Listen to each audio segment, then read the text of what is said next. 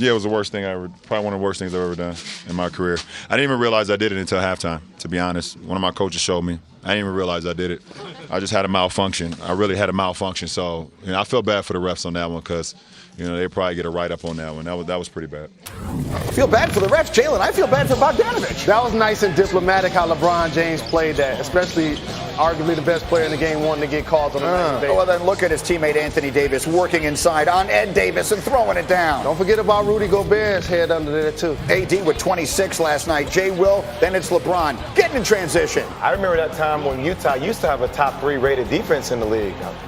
Look how much fun they're having. Jalen, look at Dwight Howard. He's having fun. You think he's having fun there? How about him knocking down a corner 3? Reinventing himself as a veteran, come out of that zone. Big fella making a left corner 3. This is when it's time to celebrate. I mean, look, they're all having fun. If he's going to knock down shots like that, good things are going to happen. Look, Boogie Cousins is having fun. LeBron's having fun.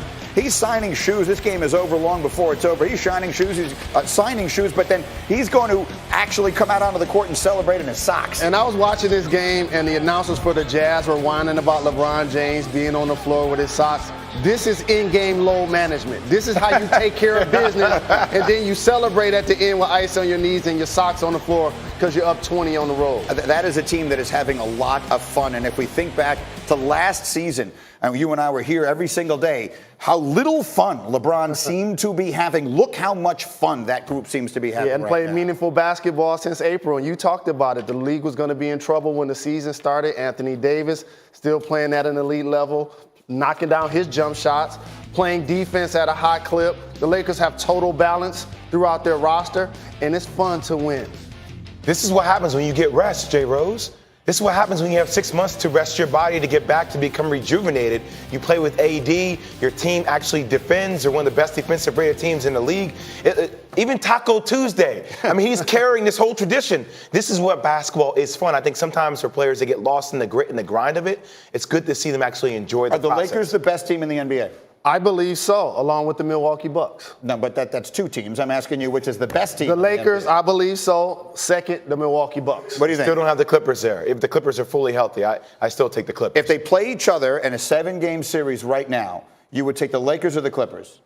I would take the Lakers. Over the Clippers? Over the Clippers. You agree or disagree? I would take the Clippers. Here's the distinction. So the Clippers are the best perimeter defensive team in the game. The Lakers are the best interior defensive team in the game. I always choose size. And in the playoffs, that's going to matter. You see Dwight Howard, you see Anthony Davis, you see LeBron James. These guys are 6'9" and above. Kyle Kuzma. Regardless of who's wrong, I would love to see it.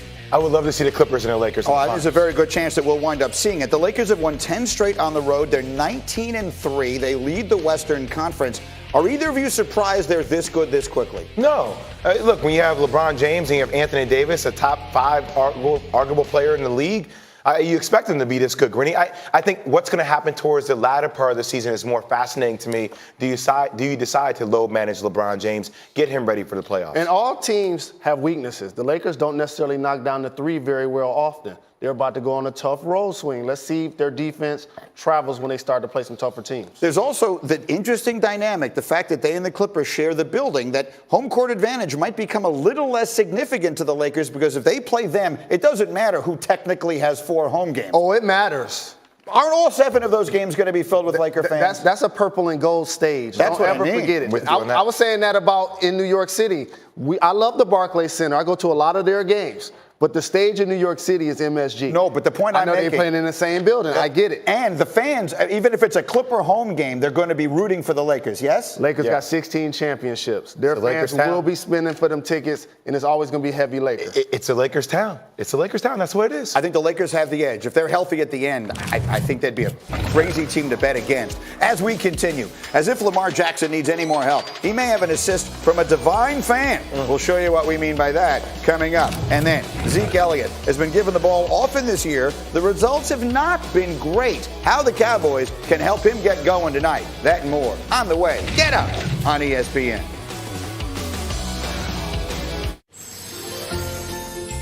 Greenberg household. Oh, same deal. Okay. Welcome back to another hour of Get Up. We come to you live, as always, from the Seaport District at Pier 17. We're brought to you by Chase, and here we go. We're getting up with Dak and the Cowboys, who don't need this one tonight as much as the Bears do. But why does this one feel, in some ways, like the biggest game of the year? We'll explain. Then, Aaron Rodgers broached the subject no one in Green Bay wants to hear about. You'll hear what he said, and we'll tell you what it means.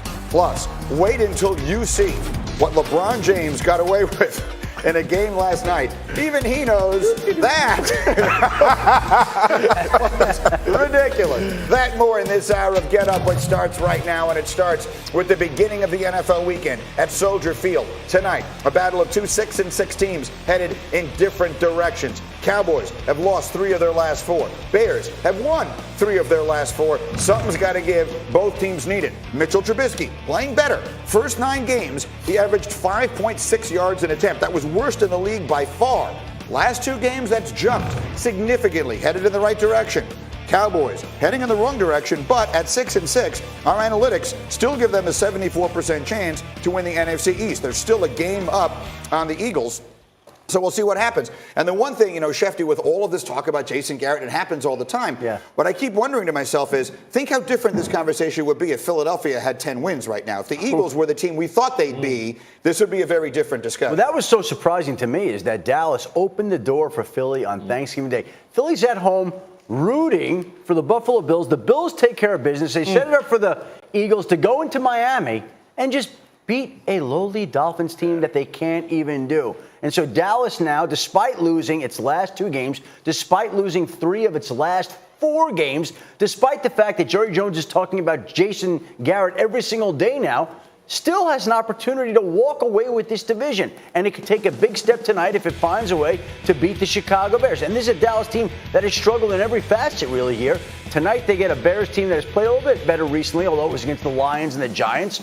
So again, if they don't win tonight, they lose a 3rd straight game, there'll be more talk about Jason Garrett's future. The fact that there's only 16 games in the season makes so many games matter so much more. And when you give up games you should have won, which the Cowboys did several times this year, these type of games that they should lose, because I think they should lose a Thursday night game coming off of a Sunday night primetime game on a short week to a very good defense. That's a losable game. To be clear, they played last Thursday. That was so they actually have a full week. No, I'm saying that the Bills game, they had a Sunday night game to a Thursday night game. Yes. Losing that game is understandable. And again, losing to the Patriots, somewhat understandable, but they've lost so many games that they should have won. That's the problem. Understood. Sorry.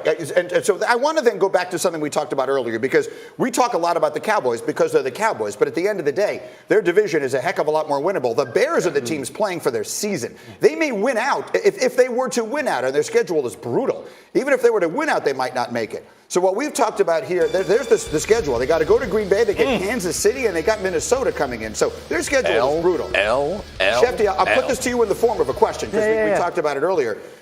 I think there has been a feeling for a while that Matt Nagy and Mitchell Trubisky don't really go together and might not both be back next year. What is your sense? Well, despite the fact that you want to fire them this morning, let's let the season play out. We're putting up the numbers in the schedule, and it just occurred to me, and I didn't even know this until it flashed up. The Bears have the same record as the Cowboys. Right. They're both 6-6. Right. Dallas is fighting to win the division, and I know that division is down. But Chicago's 6-6. You're ready to fire the head coach. And again, Mitchell Trubisky against substandard defenses has played better the last couple. Let's just see how it plays out the last 4 weeks. Like, maybe they take care of business against Dallas. Then maybe they get on a little bit of a roll here. Maybe they show some things that they haven't shown this year, because this team has struggled, and it was your Super Bowl pick, Greeny, as well, right? Correct. So again, in defense of Mike Greenberg, like, I understand the nice way that you want to say we'll wait and see, but in order to prepare, you must think ahead and think of every eventuality. And I think entertaining the idea of making a coaching switch is not crazy. I'm not saying, and I don't think Mike is here campaigning to fire the coach in the same way that he may do for the Jets, but he's just saying that it's worth considering when all these things are lined up, that maybe Rivera and Cam together could come in there and recreate the great defense and Cam-based offense that they had success with in Carolina. Go ahead, D-Wood. Okay. You guys are talking about a man in Matt Nagy who was coach of the year last year. And now we're on to wholesale changes in Chicago? Like, what world are we living in right now? 6-6. I don't think anyone's arguing that it should In a happen. tough Just saying division. that it should be a possibility. And the idea that he was coach of the year last year, so what? Here's what I would say. Coach of the And year is an award that's based on like how writers feel about the coach. It doesn't mean that he's actually a good. Here's what I think a lot of people in Chicago would say. Is that they traded up to take Mitchell Trubisky with the number 2 pick in the draft, forgetting who he got drafted ahead of. You can't redo that. But he has regressed terribly. The fact that he's played better the last 2 weeks covers up a little bit the fact that he was probably the worst starting quarterback in the NFL the first half of the season. And that's where we get back to Dominique's point about planning. The Bears had to be planning to come up with another quarterback alternative, whether that's somebody to challenge Trubisky or overtake him or supplant him. That is the plan right now. Well, and to me, that's where the focus should be, looking towards the future. Because the one thing you can't do if you're the Chicago Bears, don't waste this defense. Yeah. Okay, you poured a lot of resources into this defense, and